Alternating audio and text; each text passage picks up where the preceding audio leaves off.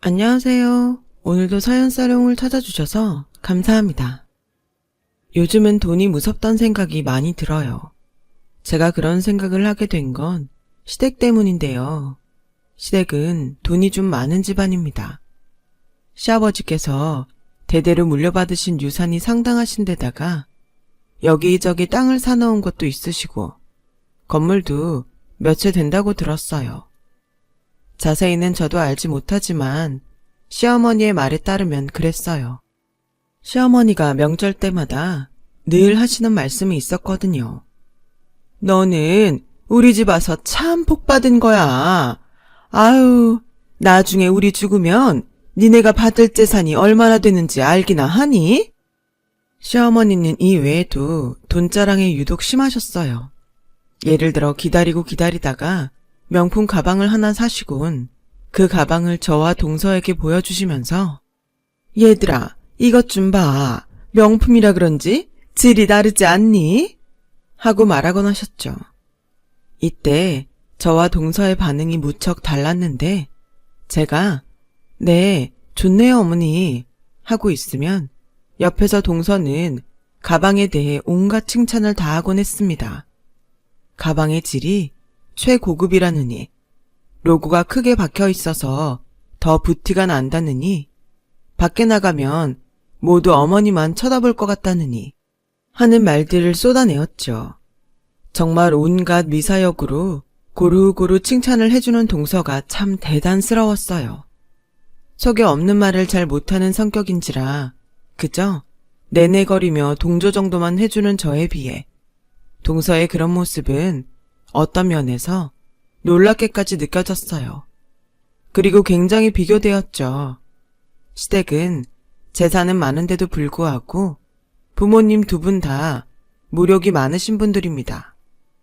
자신들의 돈으론 뭘 사긴 아까워하셔도 받는 건 무척이나 좋아하시는 바람에 자기에게 한 푼이라도 더 잘하는 사람을, 특히나 돈으로 잘하는 식구를 대놓고 챙기곤 하시죠.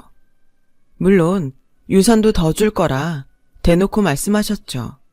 이러니 동서가 그럴 수밖에요. 의사서방님을 두어 넉넉한 생활을 하고 있었건만 동서는 저희 시부모님 과였어요. 그래, 내 남편 의사했지. 좋다 이거야. 근데 내 친구는 이번에 강남에 있는 아크로에 들어간다지 뭐야. 거기다가 친정에서 30억까지 건물도 미리 증여해준다고 하더라고. 아, 나는 언제 그런 거 받아보나? 듣고 있는데 배가 아파 죽겠더라니까 아주. 가끔 시댁에 와서도 동서의 친구들이랑 전화하는 거 몰래 들으면 돈돈거리며 계속 돈에 집착을 부렸어요. 그러던 어느 날 아버님 생신날 사건이 하나 터졌는데요. 밥을 먹고 소소한 얘기를 나눌 때까진 분위기가 그리 나쁘진 않았습니다. 문제는 선물을 전달할 때 시작되었죠. 사실 아버님 생신 전부터 남편과 고민이 많았어요. 분명히 잘 사는 동서는 액수도 크고 비싼 선물을 해올 텐데 저희 선물이 그와 비교될까 걱정이 되었거든요. 그래서 남편을 붙잡고 말해봤어요. 여보, 이번엔 분명 동서가 명품을 해줄 것 같은데 우리 좀 무리를 하더라도 가격대가 있는 선물을 좀 해드리는 게 어때? 그동안 선물 제대로 못 해드렸으니까 이번에 한번 해드리면 말이 안 나올 것 같아서. 남편이나 저나 중소기업 월급쟁이들이라 생활하기 빠듯했지만 제 설득에 남편도 이번만큼은 돈을 넉넉히 쓰자고 했고 무엇을 할까 고민하다가 꽤 비싼 공진단을 사다 드렸어요. 받으시자마자 역시나 시아버지의 눈이 휘둥그레졌어요. 니네가 웬일이냐? 재석이 너도 결혼하고 나서 부모한테 돈 아끼더니 이번엔 좀 쓰기로 한 거냐? 진지게 이럴 것이지. 예전부터 그랬으면 좀 좋아. 암튼 잘 먹으마. 네. 그냥 고맙다고 말하면 될걸. 꼭 무언가 말을 덧붙여 기분을 상하게 하긴 하셨지만 어쨌든 좋아라 하시니 다행이라 생각했어요. 그런데 동서가 그걸 보면서 의미심장한 미소를 짓는 거였습니다. 마음이 불안했죠. 잠시 후 띵동 초인종 소리가 들리더니 택배원이 집에 들어오더라고요.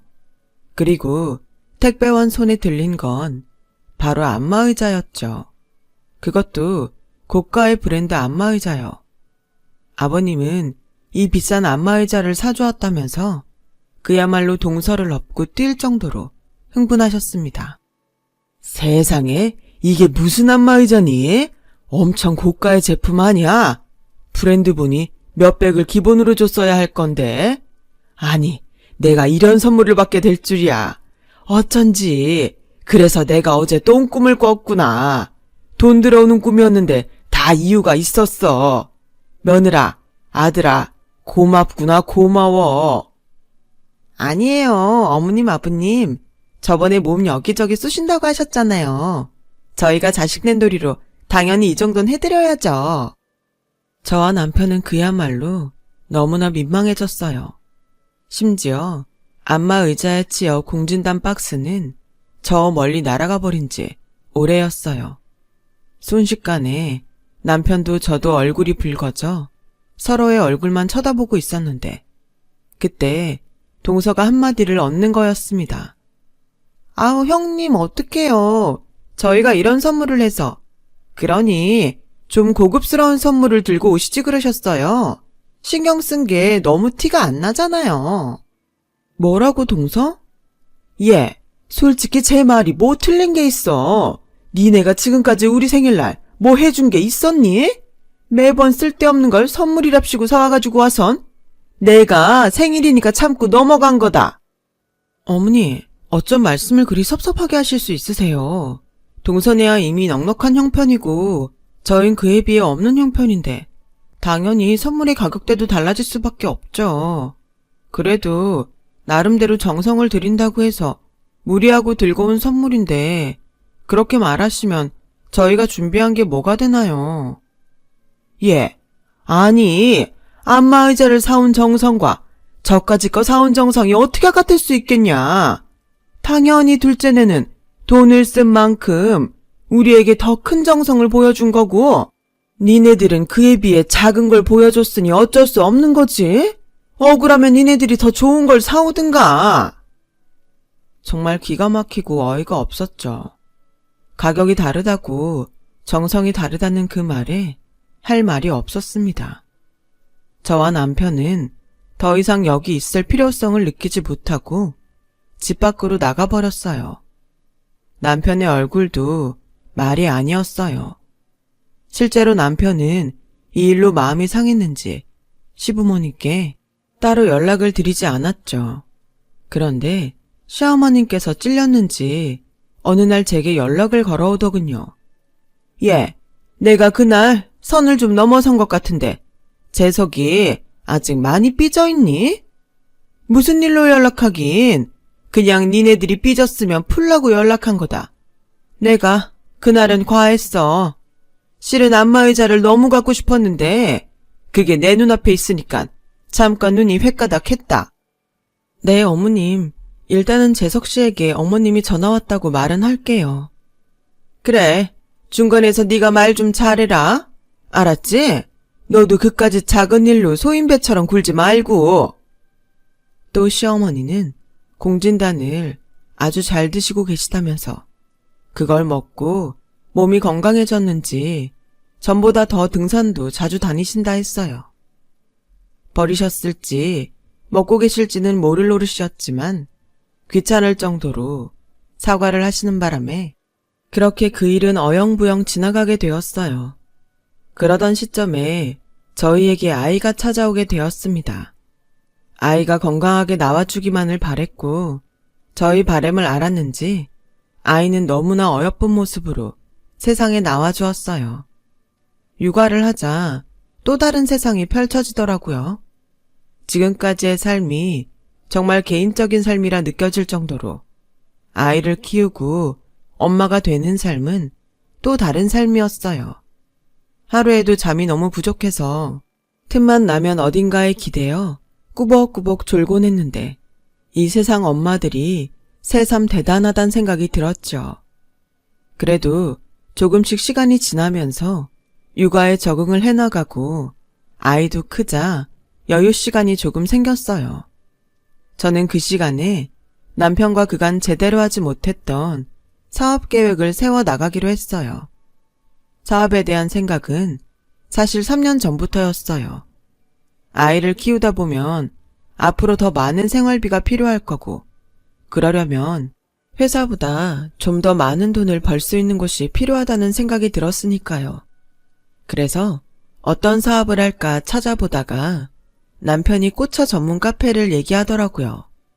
평소 저희 둘 다 꽃차에 관심이 많기도 했고 희소성이 있기에 승산도 있을 것 같았어요. 아이도 생겼고 방향도 잡혔기에 남편은 카페 운영 사업 쪽으로, 저는 꽃차 쪽으로 더 열심히 공부를 해 나가기 시작했어요. 그렇게 하나하나 정성스레 준비한 끝에 드디어 12월 한겨울에 가게는 오픈을 하게 되었습니다. 그간의 노력이 커서 그런지 오픈 날엔 정신없이 손님을 맞이했지만 마음만큼은 너무 뿌듯해 미소가 내려가지 않더라고요. 카페가 잘 되자 바로 반응이 온 사람은 동서였어요. 동서는 평소에도 SNS에 굉장히 몰두했는데 어느 날 저희 카페가 인터넷에 올라오자 놀랐는지 전화를 걸었어요. 형님, 가게가 그리 잘 돼요? 지금 정말 다행히 잘 되고 있어. 언제 한번 놀러와. 동서에게 놀러오라는 말은 그냥 한 말이 아니었어요. 사실 평소 저를 무시하는 행동을 일삼았던 동서에게 얼마나 가게가 잘 되어가고 있는지 보여주고 싶기도 했고 이참에 한 방 먹이고 싶기도 했죠. 동서는 제 말에 떨떠름한 목소리로 그럼 시어머니와 함께 가겠다고 하더니 전화를 끊었어요. 며칠 후 동서는 정말 가게를 찾아왔더라고요. 당시 손님들이 많았던 터라 정신이 없었는데 누군가 저를 툭툭 치더라고요. 형님, 많이 바빠요? 어머니랑 백화점에 갔다가 잠깐 들렀어요. 아, 동서 왔구나. 어머님 오셨어요? 세상에, 손님이 왜 이리 많으니? 테이블을 모두 꽉 채웠는데? 설마 했는데 너네들 가게 정말 잘 됐구나. 아니, 어쩌다 이렇게 잘 될 수 있었던 게야? 시어머니는 가게를 몇 번 둘러보시더니 손님이 많은 것에 꽤 놀라신 기색이었어요. 사실 이 사업을 처음 시작한다고 했을 때 가장 말리던 분이 바로 시어머니였고 그런 시어머니의 콧대를 보기 좋게 꺾어 성공을 했으니 당연히 놀라실 수밖에요. 저는 일부러 대수롭지 않게 손님이 별로 없는 시간대라고 말하며 꽃차를 드리겠다고 했어요. 동서와 시어머니에게 꽃차를 주고 잠시 둘 옆에 앉았는데 시어머니는 이 와중에도 어떻게 가게가 잘 되었냐 이것저것을 물어보셨고 동서는 떨떠름한 표정으로 앉아 있었죠. 동서, 차 좀 마셔보지 그래. 동서한테 준 게 우리 가게에서 제일 잘 나가는 메뉴야. 아까 초밥을 많이 먹었더니 좀 배불러서요. 천천히 마실게요. 형님, 근데 가게 규모가 생각보다 작네요. 사진에선 좀 커 보이던데. 작기는 이 정도면 다른 옆 가게들에 비해 큰 편이지.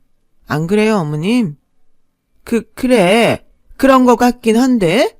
오다 보니까 이 골목에선 니네 가게가 제일 큰 것 같던데. 아무튼 나도 이제 드디어 사장님 소리 듣는 며느리랑 아들이 생겼구나. 고생 많았지? 고생은 무슨. 아니에요, 어머님. 그이나 저나. 제 말이 끝나기도 전에 동서가 끼어들어선 어머님, 저도 이런 가게 하나 낼까 봐요. 형님 하시는 거 보니 저도 왠지 하고 싶어지는데요. 이 정도 구멍가게는 저도 잘할 수 있을 것 같아요. 뭐? 동서, 구멍가게? 말이 좀 심하지 않아? 여기가 어딜 봐서 구멍가게야. 그리고 가게 경영이 쉬운 일인 줄 알아? 매출 관리며 직원 관리며 생각할 게 얼마나 많은데 쉬워 보여도 무척 고생스러운 일이야. 그리고 집에만 있던 동서가 하기엔 번잡스러운 일이 많을걸? 설거지도 직접 해야 하는데 동서는 그간 가정부 썼으니까 설거지한 지도 좀 오래되지 않았어? 어머님 앞에서 날 깎아내리고 싶은 건 알겠는데 그쯤 해도. 뭐라고요? 이깟 구멍가게 하나 냈다고 유세는? 어머니, 가요. 저 갑자기 체할 것 같아요. 형님이 말을 워낙 격하게 하셔서요. 그래, 가자꾸나. 알겠다. 그렇게 저와 옥신각신 하다가 동서는 똥 씹은 표정으로 나갔고, 전 기분이 나쁘긴 했지만 그래도 그날은 어찌됐건 처음으로 두 사람의 콧대를 눌러준 날이라 볼 수 있었어요. 그날 저녁 영업이 끝나고 남편한테 이 일을 말하니 남편도 그런 일이 있었냐며 뿌듯해했습니다. 남편이 그토록 받고 싶었던 인정을 이제야 받게 된 거였으니까요. 그 와중에 코로나가 터져버렸죠. 모두가 불경기였고 힘든 상황이었죠. 저희 가게도 그 불황을 피해갈 수 없었습니다. 한 달 매출이 반으로 뚝 절감하고 말았어요. 사람들로 번잡하던 가게에 빈 테이블이 있으니 속이 정말 바짝바짝 타들어갔습니다.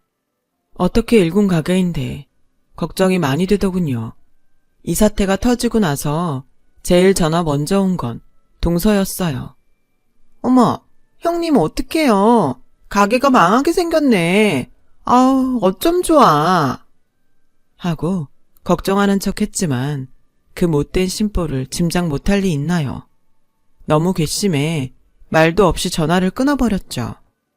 가게는 예전보다 형편이 좀 안 좋아지고 있었지만 여지없이 시어머니 생신은 다가왔어요. 이 불경기에도 선물은 꼭 받으셔야겠는지 시어머니는 잔뜩 기대하는 눈치셨죠. 저희가 오기 며칠 전부터 전화해서 은근슬쩍 갖고 싶은 선물을 제시하셨으니까요. 짠! 어머니, 명품 스카프예요. 어머니 이거 한정판이라서 사고 싶으셨죠? 아우, 역시 우리 애기가 이런 걸 또 다 준비했구나. 기특도 해라. 정성이 아주 기특하네.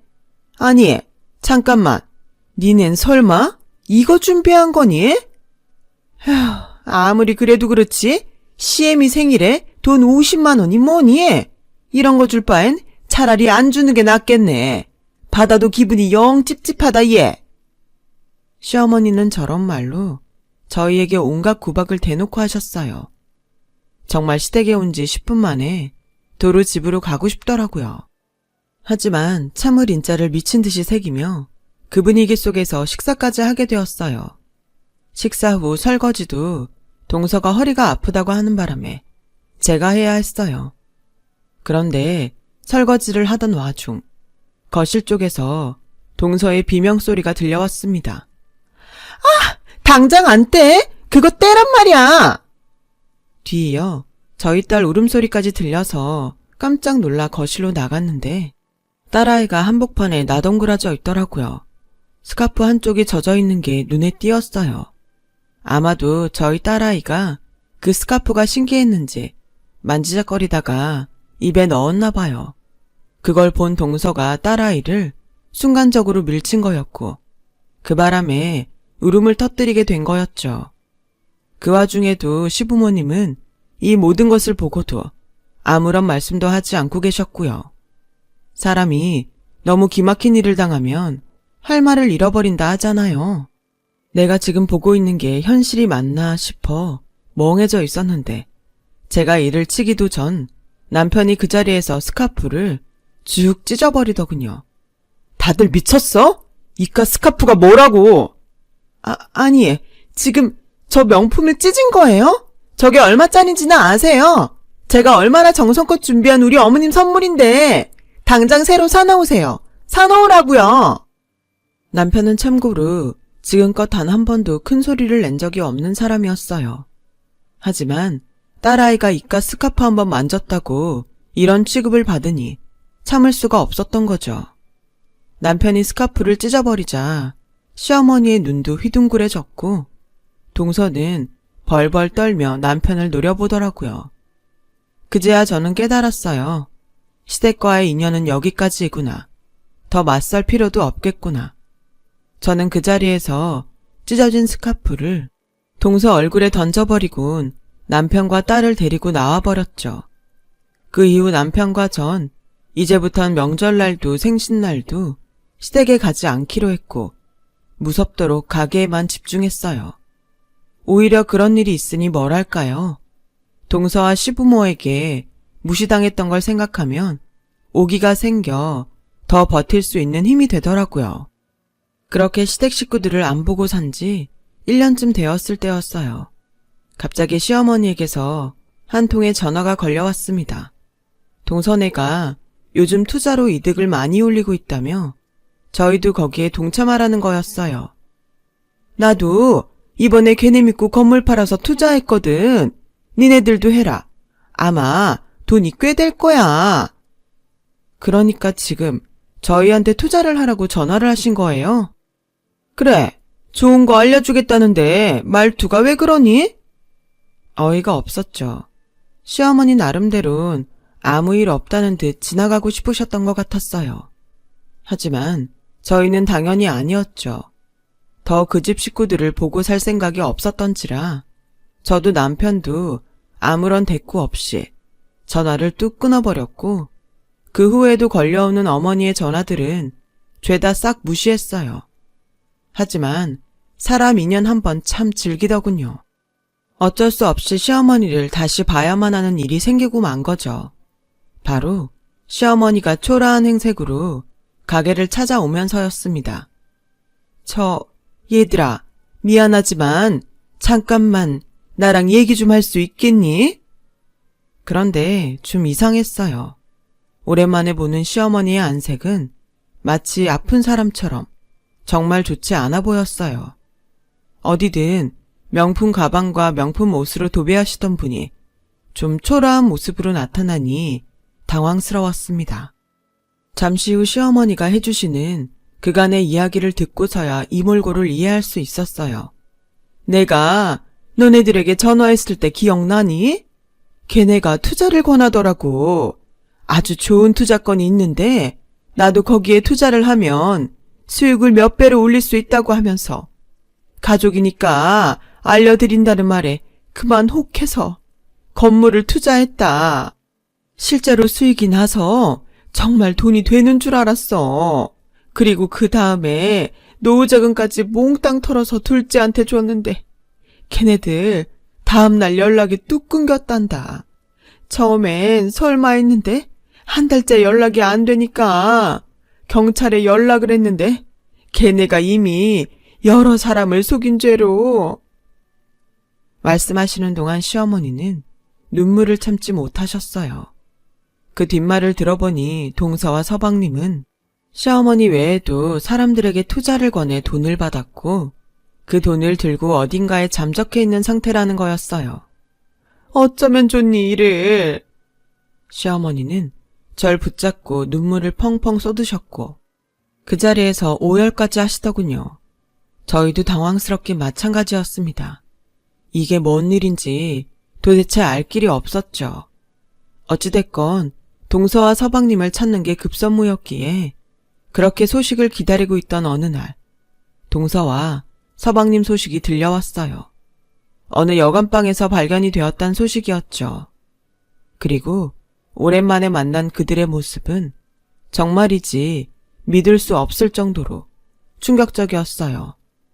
동서는 경찰에서 절 마주치자 흠칫 놀라더니 갑자기 달려들어 술을 사달라고 했어요. 형님, 제발 술 좀 사주세요. 네? 술 좀요. 동서는 그간 무슨 일을 겪었는지 알코올 중독자가 되어버렸고 서방님 역시 생기 하나 없는 눈동자로 절 보고 있었어요. 미친 사람처럼 숨을 헐떡이며 술을 찾는 동서를 보자 그간의 삶이 어땠는지 충분히 예상할 수 있었어요. 동서와 서방님은 선물 투자를 했다고 해요. 그간 번 돈에 만족하지 못하고 투자를 했는데 거기서 거액을 잃었다더군요. 그 돈을 메꾸기 위해 사람들에게 사기를 치기 시작한 거였어요. 결국 시어머니가 준 마지막 투자금까지 날려먹고 빚쟁이들에게 쫓기다가 경찰에게 발각이 되고 만 거였죠. 동서는 저와 남편이 등을 돌릴 때까지도 계속 술 얘기를 했어요. 그때 시어머니가 경찰서로 들어와 자기 돈을 날렸다며 동서의 머리채를 붙잡았습니다. 경찰서는 순식간에 동서의 비명소리로 가득 찼죠.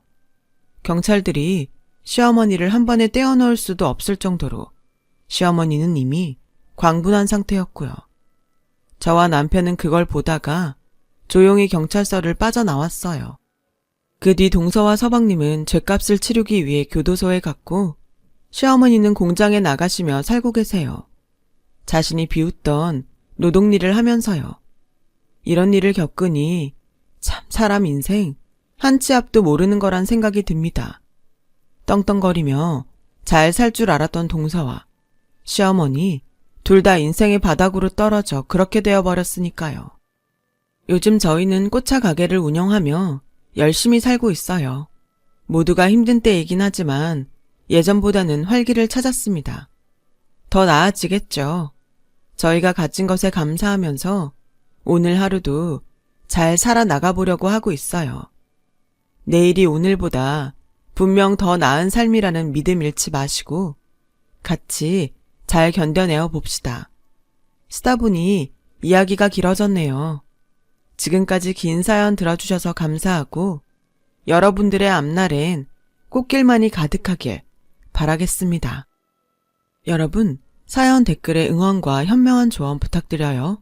좋아요와 구독은 저에게 큰 힘이 됩니다. 오늘도 좋은 일 가득하세요.